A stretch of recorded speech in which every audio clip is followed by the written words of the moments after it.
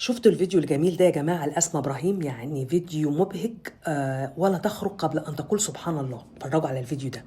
اكتر حاجه بتوحشك من رمضان بتاع زمان ايه يا اسماء؟ تبقي قاعده في البيت تاكلي وتشربي وتتفرجي على التلفزيون وتبقي قاعده فاضيه وموركيش حاجه تعمليها، ومش يلا يا اسماء عندنا تصوير، مش يلا يا اسماء بسرعه، مش اجري، لا لا لا، يعني أنا بخلص بقول لهم مش يا احنا جماعه. قلنا قبل كده يا أستاذة أسماء واتفقنا إن القبول ده حاجة بتاعت ربنا؟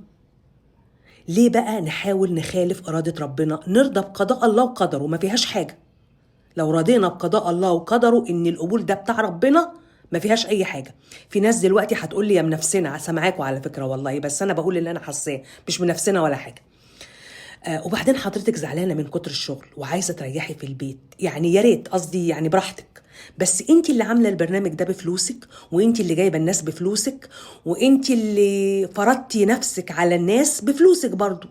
فما ترجعيش تقولي انا تعبانه من كتر الشغل وانا وانا وانا وانا وعايزه اريح رمضان.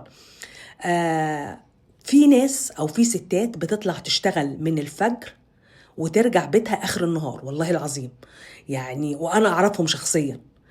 وبعد كده يرجعوا يشوفوا طلبات بيتهم وما بيشتكوش. المفروض الناس دي بقى نعمل لها تمثال ولا نعمل لها ايه يا استاذه اسماء؟ جاوب انتي.